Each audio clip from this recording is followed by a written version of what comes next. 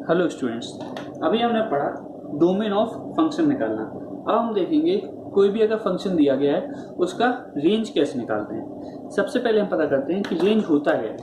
Range हमारा होता है किसी फंक्शन की अगर हमें रेंज निकालना है तो रेंज क्या होगी। रेंज होगी जो भी हमारी ऑब्टेन्ड वैल्यू होगी। अगर कोई भी फंक्शन में हम x की वैल्यू अगर चेंज करते हैं और y की वैल्यू जो हमें मिलती है वो होती है हमारी रेंज। सबसे पहले रेंज को डिफाइन कर लेते हैं। रेंज ऑफ फंक्शन क्या होता है। Range of function, it will be the set containing all obtained values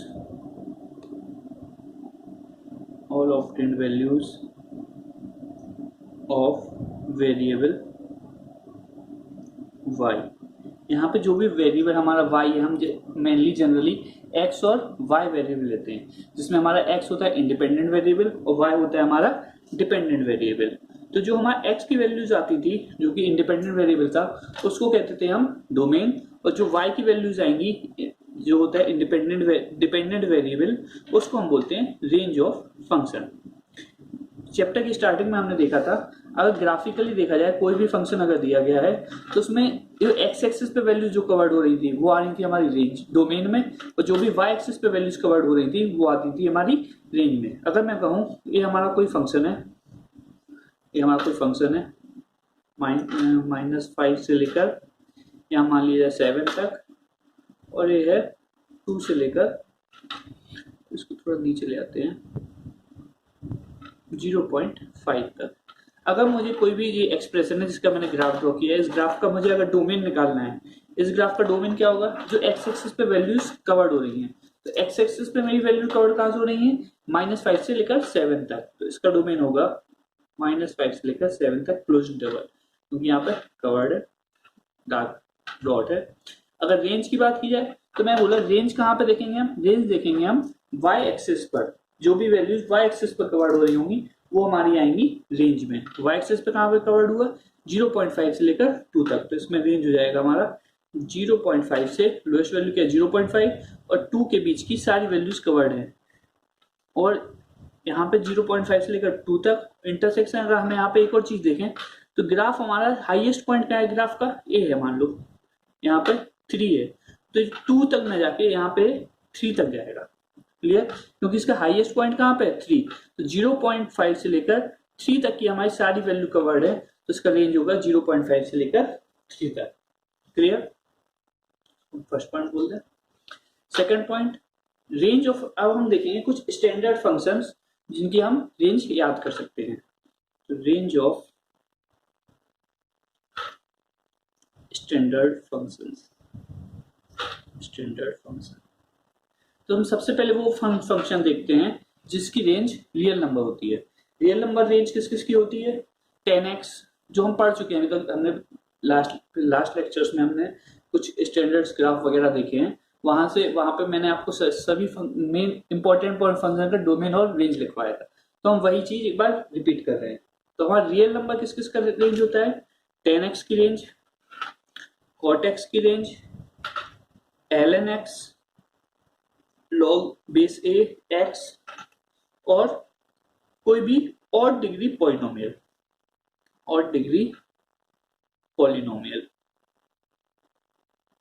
इन सब की रेंज क्या होगी, विल हैव। इन सब की रेंज क्या होगी हमेशा, रियल नंबर विल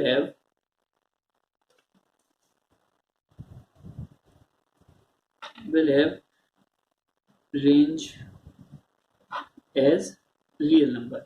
मतलब 10x की वैल्यू, cot x की वैल्यू, ln x की वैल्यू, log x की वैल्यू, और कोई भी और डिग्री पॉलिनोमियल है, इस एक्सप्रेशन का रेंज क्या आएगा वहां, real number.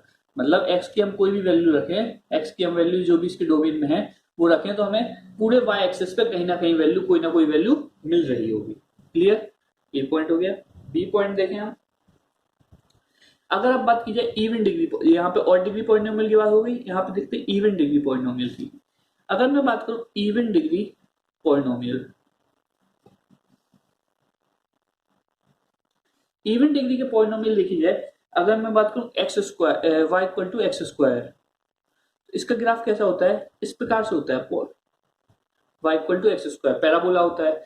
y equal to x cube का ग्राफ इस प्रकार पढ़ाया था आपको। x टू पावर 4 का ग्राफ इस प्रकार से होता है था, मतलब x to power 6, x to power 2, x to power 4, x to power 6, जितने भी odd degree even degree polynomial थे इनके ग्राफ ऐसे थे। तो वहां पर हमने देखा था एक कभी भी इसका डोमेन तो क्या होगा, पूरा एक्स एक्सिस होगा, लेकिन रेंज में कभी भी ये एक्सिस के नीचे नहीं जाए, सॉरी एक्स एक्सिस के नीचे नहीं जाएगा। जो रेंज थी इसकी ग्राफ था कभी भी एक्स एक्सिस के नीचे नहीं जा रहा था। अगर एक्स एक्सिस के नीचे नहीं जाएगा तो कभी वाई हमारा नेगेटिव नहीं हो सकता, मतलब इवन डिग्री का पॉलिनोमियल कभी भी विल नेवर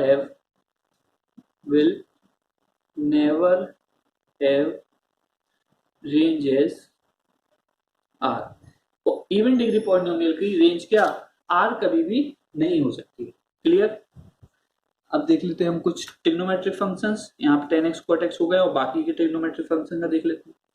ट्रिग्नोमेट्रिक फंक्शंस का रेंज, sin x की रेंज क्या होती है, sin x का ग्राफ हमें पता है, उसकी रेंज होती है -1 से लेकर 1 तक। क्लियर। सेम cos x का भी, cos x और sin x की रेंज क्या होती है, -1 से लेकर 1 तक। 10x cot x ऊपर लिख चुके हैं, एक बार रिपीट कर लेते हैं। 10x cot x की रेंज क्या होती है, real number. 10x cot x की रेंज क्या होती है, रियल नंबर। और वहीं पे बात की जाए cosec x, sec x, इसकी रेंज क्या होती है। अगर मैं x की हर वैल्यू बदलूं तो मैं ग्राफ देखा था कुछ इस प्रकार आया था, cosec x का इस प्रकार था। क्लियर। तो मतलब -1 से लेकर 1 के बीच में इसकी वैल्यू नहीं होती है, तो इसकी रेंज आएगी r -1 से लेकर 1। क्लियर। ओपन इंटरवल है। या फिर इसको कैसे लिख सकते हैं, -∞ टू -1 यूनियन 1 टू लेकर इंफिनिटी। क्लियर। ये तो हुआ है हमारे स्टैंडर्ड फंक्शंस में, हमारा ट्रिग्नोमेट्रिक फंक्शन हो गया। अगला वाला देख लेते हैं, इनवर्स ट्रिग्नोमेट्री देख लेते हैं। यहाँ पे inverse trigonometric functions. Inverse trigonometric functions में सबसे पहले साइन इनवर्स एक्स का रेंज क्या होता है। साइन इनवर्स एक्स का ग्राफ देखा था, उसमें रेंज आया था हमारा -π/2 से लेकर π/2 तक। फिर कॉस इनवर्स एक्स, हमने आपको वहां पर पढ़ाया था sine inverse x, tan inverse x और कोसेक इनवर्स एक्स। इनको कहां पे लेना है हमको, एक इजी वे में, वो फर्स्ट क्वाड्रेंट और फोर्थ क्वाड्रेंट में लेंगे हम इन तीनों को। और cos inverse x, cot inverse x और सेक इनवर्स एक्स, इनको कहां पे लेंगे हम, इनको ले रहे थे हम फर्स्ट और सेकंड क्वाड्रेंट। क्लियर। तो साइन इनवर्स एक्स हो गया पूरा -π/2 से लेकर π/2 तक। वहीं पे टेन इनवर्स एक्स में क्या बताया था, टेन इनवर्स में बताया था यहाँ पे क्लोज इंटरवल है, वो चीज ओपन इंटरवल में कन्वर्ट हो जाएगी। और cosec inverse x, cosec inverse x में इसी रेंज में कहां पे डिफाइंड नहीं है, 0 पर डिफाइंड नहीं होता, क्योंकि साइन 0 क्या होता है, 0। तो कॉसेक 0 क्या होगा, अनडिफाइंड। तो इसको कॉसेक इनवर्स एक्स में -π/2 से 0 तक ओपन इंटरवल यूनियन 0 से लेकर π/2। क्लियर। कॉस इनवर्स एक्स कहां फर्स्ट क्वाड्रेंट में लेना है और सेकंड क्वाड्रेंट में, तो कहां से जाएगा, 0 से लेकर पाई क्लोज इंटरवल। यहाँ पर कॉट इनवर्स एक्स में ओपन इंटरवल में कन्वर्ट हो जाएगा 0 से लेकर पाई। सेक इनवर्स एक्स कहां पर डिफाइंड नहीं है, π/2 पर, तो कहां पर ब्रेक करेंगे, 0 से लेकर π/2, यहाँ पे क्लोज, यहाँ पे open interval union open interval π/2 से पाई। क्लियर। यहाँ पे क्लोज इंटरवल है और π/2 पे ओपन इंटरवल क्योंकि डिफाइंड है। क्लियर। अब मैं बात करूं कि अगर मैं बात करूं x टू पावर है कोई भी 2m है, ग्राफ हमने देखे हैं इन सबके, और यहाँ पर अंडर रूट में 2m है, अंदर x है, पावर में 2m है, या फिर उसका रूट निकालना है, वो इवन डिग्री वाला है, मतलब 2 है, 4 है, 6 है। इसका रेंज क्या आएगा, रियल नंबर, r से क्या है यहाँ पे, ये रियल नंबर डिनोट कर रहा है, real number minus, sorry range क्या हो जाएगी इसकी, रियल नंबर पॉजिटिव वाले, जो भी जितने भी पॉजिटिव रियल नंबर हैं उनको लेंगे +0। कभी भी ये वाले नंबर कहाँ पे हमारे y एक्सिस के नीचे नहीं आ सकते। y एक्सिस के नीचे नहीं आएंगे तो हमेशा क्या होगा, रेंज क्या होगी, पॉजिटिव ही होगी और इसकी वैल्यू 0 हो सकती है। तो रेंज में क्या आएगा, रियल नंबर यूनियन 0। क्लियर। या फिर हम कह सकते हैं ना, ये सब कैसे रेंज देंगे, इनकी रेंज होगी नॉन नेगेटिव। नेगेटिव नहीं हो सकती, दैट मीन्स पॉजिटिव होगी प्लस 0। तो पॉजिटिव रियल नंबर को कह सकते हैं r प्लस, और 0 को लिखने के लिए यूनियन 0। क्लियर। और वहीं पे अगर बात की जाए, ये हो गया f, देखते हैं 1/x is to power 2m है। अब कहां पे, डिनोमिनेटर में आ गया। डिनोमिनेटर में क्या होता है कि पावर तो वही रहती है, बस 0 पर डिफाइंड नहीं था, तो इसमें r प्लस, निगेटिव तो कभी हो ही नहीं सकता क्योंकि x की ऊपर पावर क्या है, 2m है। 2 होगी, 4 होगी, 6 होगी, हमेशा इवन डिग्री होना है। इवन डिग्री होना है तो ये कभी भी निगेटिव होगा नहीं, तो इसकी रेंज क्या होगी, r प्लस। 0 क्यों हटा दिया, क्योंकि 1/0 क्या हो जाएगा, अनडिफाइंड। क्लियर। क्योंकि कभी भी इसमें 0 आंसर कब मिल सकता है, 0 आंसर तभी मिल सकता था जब हमारा ऊपर 0 होगा, नीचे 0 होगा तो वो तो अनडिफाइंड हो जाना है, और ऊपर 0 हो नहीं सकता तो r प्लस। यहाँ पर क्या दिक्कत, यहाँ पे क्या चीज हो रही है, यहाँ पे रेंज में रियल नंबर तो मिल ही रहे हैं, और जब 0 रखेंगे, इसका डोमेन जब 0 होगा, तब यहाँ पे आंसर भी क्या मिल जाएगा हमें, रेंज क्या मिल जाएगा, 0। इसलिए इसमें 0 को इंक्लूड किया गया है, और यहाँ से आंसर कभी भी इसका आंसर हमें 0 नहीं मिल सकता। रेंज क्या बताया, रेंज किसी भी फंक्शन की वो चीज है जो हमारा ऑब्टेन्ड वैल्यू, मतलब y की जो वैल्यू हमें मिल सकती है। तो इस वाली चीज में हमें y की वैल्यू कभी 0 नहीं मिलेगी, सिर्फ रियल पॉजिटिव नंबर मिलेंगे, तो r प्लस। क्लियर जी। अगर हम देखें 1/x की पावर 2m प्लस 1 है। अब पावर क्या हो चुकी है, ऑड पावर है, तो यहाँ पे y की वैल्यू क्या हो सकती है, नेगेटिव भी हो सकती है, पॉजिटिव, लेकिन इसकी वैल्यू क्या होगी, 0 नहीं हो सकती। इस पूरे की वैल्यू कभी भी 0 नहीं हो सकती, तो r माइनस 0। रियल नंबर में से हम 0 को हटा देंगे, क्योंकि मैं बात करूं y इक्वल टू 1/x³। अब x नेगेटिव हो गया तो y नेगेटिव हो जाएगा, x पॉजिटिव होगा तो y पॉजिटिव होगा, लेकिन जब x की वैल्यू 0 होगी तो y क्या हो जाएगा, अनडिफाइंड। या फिर हमें यहाँ पे डोमेन में बात करें, इसके डोमेन भी क्या होगा, अगर डोमेन की बात करते हैं तो भी क्या होगा, रियल नंबर माइनस 0। और रेंज की बात करें, डोमेन में भी 0 पे डिफाइंड नहीं है, और रेंज मतलब y की वैल्यू देखना है, तो इस पूरे फंक्शन की कभी वैल्यू 0 नहीं हो सकती, y की वैल्यू 0 नहीं हो सकती, तो रेंज भी क्या होगी, r minus 0। Clear. E F G H देख लें। अगर मैं बात करूं fractional part of x, fractional part of x का रेंज क्या होता है, फ्रैक्शनल पार्ट ऑफ x की रेंज क्या होती है, इसका ग्राफ देख लें, कुछ इस प्रकार आता है, पीरियोडिक होता है, हमेशा इस प्रकार रिपीट करता रहता है, 1 -1 0 1 2, कहां से, 0 से लेकर 1 तक। तो इसकी रेंज क्या होगी, 0 पे तो क्लोज इंटरवल और 1 पे ओपन इंटरवल। ये होगी fractional part. Greatest integer function देखें, ग्रेटेस्ट इंटीजर फंक्शन, इसका नाम ही ग्रेटेस्ट इंटीजर है जी। तो इसमें क्या होता है, इसका रेंज क्या होगा, इसका रेंज होगा केवल इंटीजर, क्योंकि इसमें से हमेशा आंसर कैसे निकलेगा, इंटीजर। x की वैल्यू कुछ भी होगी तो हमें आंसर क्या मिल रहा है, इंटीजर। जैसे 7.1 का आंसर क्या होगा, 7, तो इसका ऑब्टेन्ड वैल्यू क्या हो गया, 7, जो कि एक इंटीजर है। अगर मैं सिग्नम फंक्शन की बात करूं,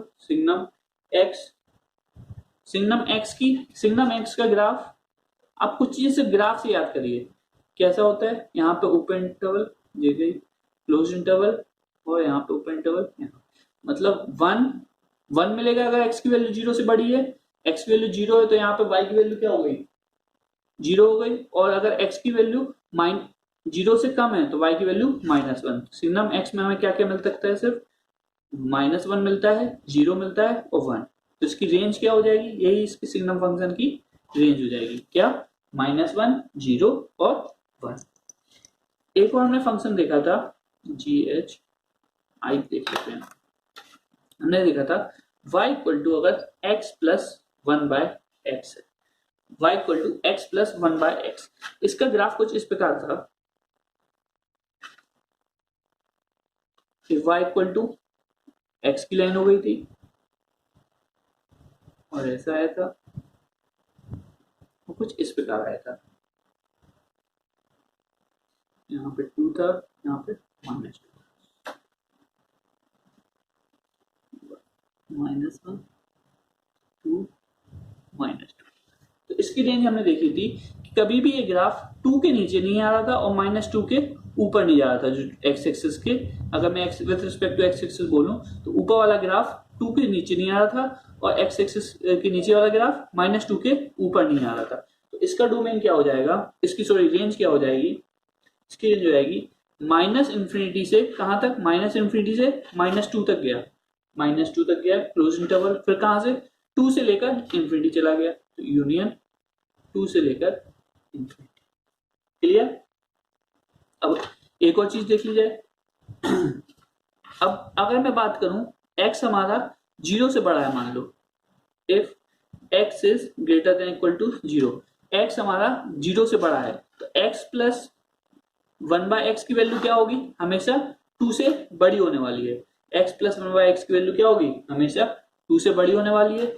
और मैं यहाँ पे अगर जगह कम है, अगर मैं बोलूं if x is less than 0, अगर x नेगेटिव है, लेस देन 0 है, तो x प्लस 1/x की वैल्यू क्या होगी, -2 से हमेशा कम होगी या उसके बराबर हो सकती है।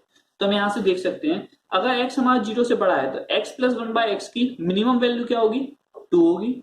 x प्लस 1/x की मिनिमम वैल्यू क्या होगी, 2। और अगर x नेगेटिव है तो x प्लस 1/x की मैक्सिमम वैल्यू क्या होगी, वो होगी -2। इस फंक्शन को आप थोड़ा x प्लस 1/x को थोड़ा केयरफुली नोट कर लें कहीं पे या फिर दिमाग में फीड कर लें, क्योंकि ये ऐसा फंक्शन है जो क्वेश्चन को, बहुत सारे क्वेश्चन इस फॉर्म में कन्वर्ट हो जाते हैं, फिर उनको हम इजीली सॉल्व कर सकते हैं। खासकर हमारे मैक्सिमम मिनिमम है, ये चीजें बहुत हेल्प करती हैं हमारी। क्लियर। अब हम देखते हैं next methods of finding range.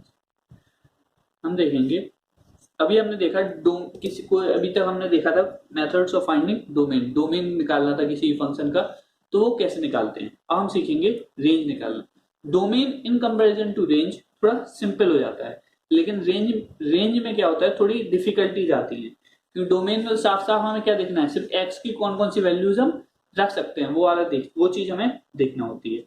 लेकिन अगर हम रेंज की बात की जाए तो रेंज में होता है कि हमें कौन कौन सी वैल्यूज ऑब्टेंड हो रही हैं, और ऑब्टेंड वैल्यूज को थोड़ा सॉल्व करना थोड़ा सा कठिन होता है। अगर आप बेसिक तरीके कुछ क्वेश्चन सॉल्व करेंगे और अच्छे से देख लेंगे एक बार, तो आपकी चीजें सारी क्लियर हो जाएंगी। मेथड 1 है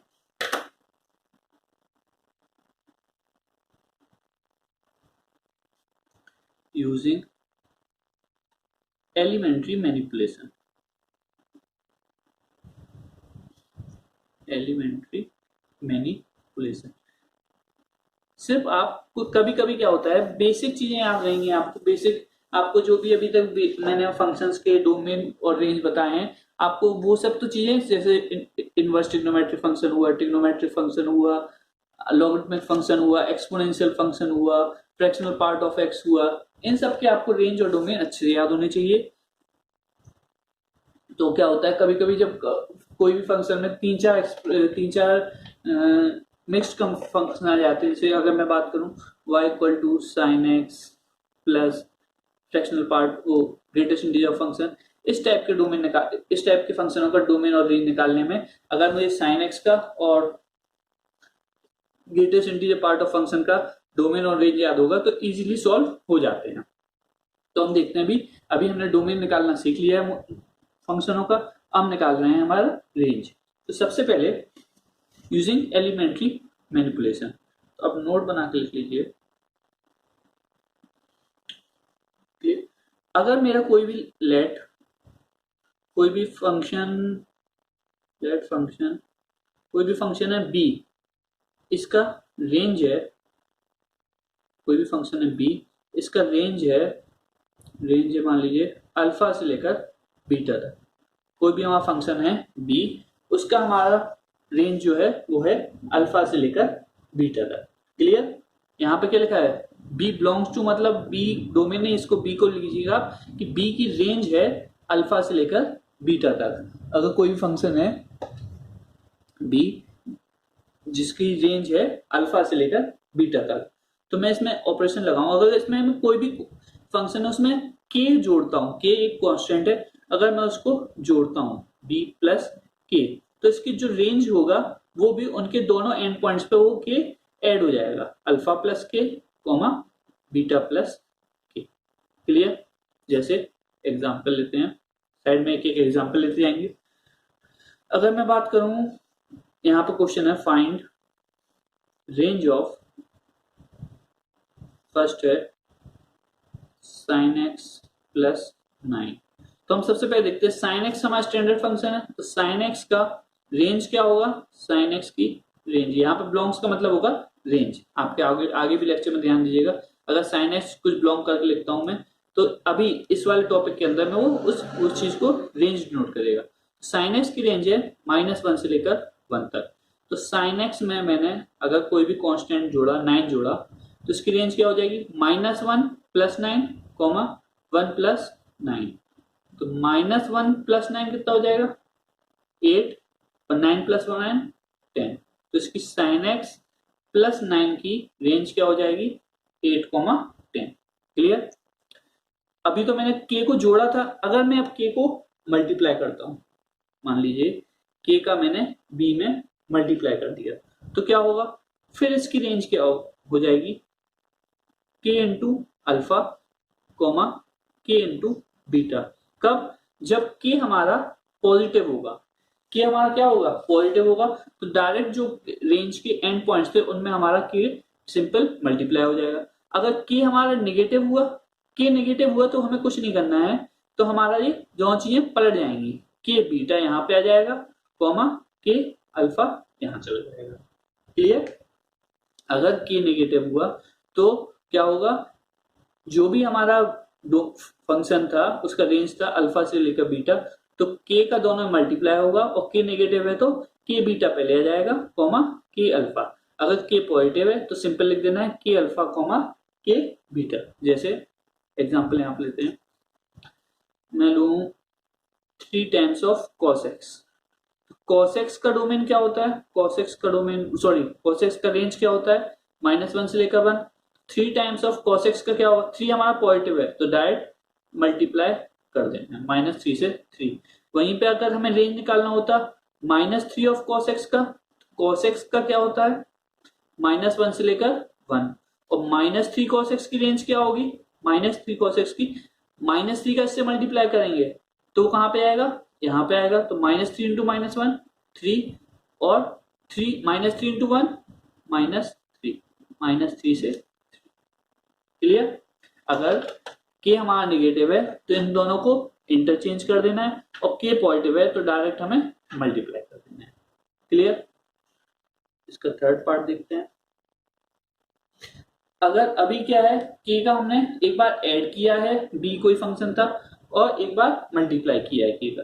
अगर बाई चांस हम b का रेसिप्रोकल लेते हैं, मान लीजिए 1/b लेते हैं, तो क्या फर्क पड़ेगा हमारे इस पे, जो कि हमारी रेंज है उस पर क्या फर्क पड़ेगा, तब हम जो भी हमारे फंक्शंस के एंड पॉइंट्स थे उनका भी क्या ले लेंगे, रेसिप्रोकल ले लेंगे, और इसकी वैल्यूज इंटरचेंज कर दे, मतलब एक चीज यहाँ पे आएगी और एक चीज इस साइड। किस प्रकार से, यहाँ पे फिर से लिखते हैं, बीटा की रेंज क्या, बी फंक्शन था उसकी रेंज थी हमारी अल्फा से लेकर बीटा तक। क्लियर? अगर मैं 1/b करता हूं तो इसकी रेंज क्या हो जाएगी, इसको मैंने क्या करना है, यहाँ पे मैंने रेसिप्रोकल लिया तो इन दोनों का भी रेसिप्रोकल होगा, और इन दोनों की साइड चेंज हो जाएगी, तो 1/बीटा 1/अल्फा। कब? एक कब होगा, when alpha and beta are of same sign. अगर अल्फा और बीटा के सेम साइन है तब क्या होगा, 1/बीटा 1/अल्फा। अगर अल्फा बीटा था तो दोनों का हमने पोजीशन चेंज किया और 1 से दोनों को डिवाइड कर दिया। ये चीज हम कब कर रहे हैं, जब हमारा कोई फंक्शन है उसका भी हमें क्या निकालना है, रेसिप्रोकल का रेंज निकालना है। क्लियर? अगर अल्फा और बीटा सेम साइन के हो गए, अगर अल्फा और बीटा सेम साइन के हो गए तो हमें इसको 0 पे ब्रेक कर देना है। कैसे, मैं पहले यहां पे लिख देता हूं, when alpha and beta are of opposite sign. अगर अल्फा और बीटा अपोजिट साइन के हो गए तो हमें कहां पे ब्रेक कर लेना है इसको, जो भी इसके पॉइंट्स, जैसे मैं लिखते सकता हूं 1/b की रेंज क्या हो जाएगी, इस ब्लॉक का मतलब है रेंज क्या हो जाएगा, -∞ से लेकर 1/अल्फा यूनियन 1/बीटा से लेकर इन्फिनिटी। क्लियर। फिर हमको क्या लेना है, अगर सेम साइन के हो गए तो मुझे 1/अल्फा से लेकर 1/बीटा तक की वैल्यूज नहीं मिल पाएंगी। क्लियर। अगर बी कोई फंक्शन है उसका रेंज है अल्फा से लेकर बीटा, और अगर मैं 1/बी फंक्शन का कोई निकालना चाहूं तो उसका क्या होगा, अगर अल्फा और बीटा सेम साइन के हैं तो दोनों की पोजीशन चेंज करके हम दोनों का क्या ले लेंगे, रेसिप्रोकल ले लेंगे। अगर दोनों की सेम साइन नहीं है, तो एक प्लस का है और एक नेगेटिव का है, तो क्या होगा, फिर क्या होगा, 1/अल्फा से लेकर 1/बीटा की वैल्यू हमें छोड़नी पड़ेगी। मतलब -∞ से लेकर 1/अल्फा, फिर हमने 1/बीटा से चालू किया, कॉमा इन्फिनिटी तक चले गए। क्लियर। जैसे अगर मैं कोई फंक्शन लेट क्वेश्चन लेता हूं find range of 5 times of fractional part of x plus 3। अगर मेरा क्वेश्चन है find range of 5 times of fractional part of x plus 3। अब इसमें सबसे पहले फ्रैक्शनल पार्ट ऑफ x का मैंने क्या देखा, मैंने देखा फ्रैक्शनल पार्ट ऑफ x का रेंज क्या है, फ्रैक्शनल पार्ट ऑफ x की रेंज है 0 से लेकर 1। क्लियर। तो 5 times of fractional part of x का रेंज क्या हो जाएगा, दोनों में 5 क्या है, पॉजिटिव नंबर है, तो मैं डायरेक्ट मल्टीप्लाई कर दूंगा, 5 × 0 0 से लेकर 5 तक। क्लियर। अब मुझे इसमें 3 क्या करना है, ऐड कर देना है, तो 3 मैंने दोनों साइड ऐड कर दिया, 0 में ऐड किया 3 5 + 3 8, तो क्या हो गया 3 से लेकर 8, इसका क्या हो जाएगा, रेंज हो जाएगा। क्लियर। अभी जो हमने यहाँ पे रेसिप्रोकल वाला सिस्टम देखा उसका क्या है, मान लिया let function c has range 2 से लेकर 3 तक। c फंक्शन की रेंज है 2 से लेकर 3 तक, तो 1/c की रेंज क्या हो जाएगी, क्या बताया, इन दोनों सेम साइन के हैं, इन दोनों को रेसिप्रोकल करो और यहाँ पे 1/3 से लेकर 1/2। ये हम क्यों कर रहे हैं, क्योंकि जब मैं सेम साइन के हैं, अगर मैं 1/2 से लेकर 1/3 तक ले दूं तो ये स्टैंडर्ड तरीका नहीं है, क्योंकि यहाँ पे स्टार्टिंग क्या होना चाहिए, स्टार्टिंग हमारा छोटे नंबर से होना चाहिए, और 1/2 क्या हो जाएगा, 1/3 से बड़ा हो जाता है, इसलिए स्टार्टिंग हमेशा किससे होती है, स्मॉलर नंबर से, इसलिए 1/3 से लेकर 1/2 तक। क्लियर। अपोजिट साइन वाला भी देख लेते हैं। अगर मान लीजिए c कोई फंक्शन था, इसकी रेंज थी -3 से लेकर -5 थी, अभी भी क्या है, दोनों सेम साइन के हैं, तो 1/c का रेंज क्या हो जाएगा, -1/5 से लेकर -1/3। इन दोनों का रेसिप्रोकल किया और साइड चेंज कर। क्लियर।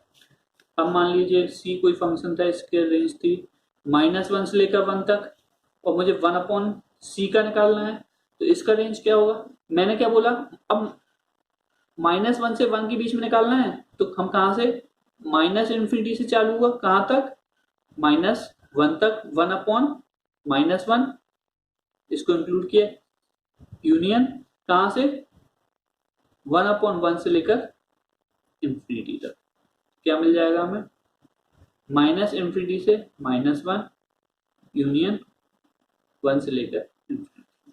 क्लियर। एक और लेते हैं, अगर कोई b फंक्शन है, इसका रेंज है -3 से लेकर 7 तक, तो 1/b का हम रेंज कैसे निकालेंगे, क्या अपोजिट साइन के हो चुके हैं, तो -∞ से कहां तक जाएगा, ये -1/3 तक, comma sorry close interval union 1/7 से लेकर इंफिनिटी तक। क्लियर? अगर अपोजिट साइन के हैं तो हमें क्या करना है, रेसिप्रोकल तो करना है, लेकिन जो यहाँ पर -1/-3 और 1/7 तक की वैल्यूज हैं उनको इंक्लूड नहीं करना है।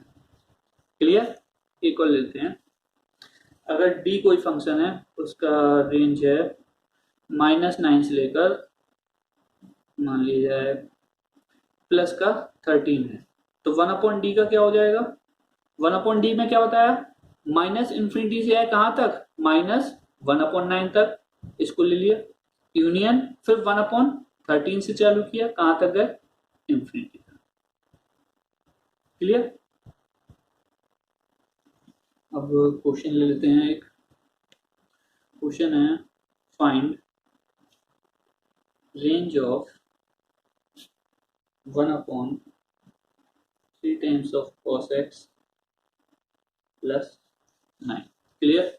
तो अब मैं क्या करूंगा, पहले cos x का निकालूंगा, फिर 3 cos x का निकालूंगा, फिर 3 cos x प्लस 9 का निकालूंगा, फिर मैं क्या करूंगा, उसका रेसिप्रोकल। तो अभी हमारी जितनी भी चीजें पढ़ी हमने सारा रिवाइज हो जाएगा। तो cos x का मैं देखूं, cos x का रेंज क्या होता है, -1 से लेकर 1।